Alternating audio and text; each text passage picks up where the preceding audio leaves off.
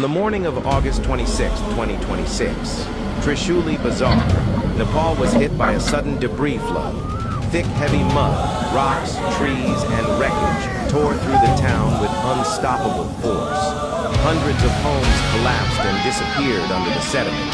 Thousands of people ran for their lives, climbing onto rooftops and higher ground as the mud spread. The disaster continued with relentless force, turning Trishuli Bazaar into a scene of total devastation and chaos.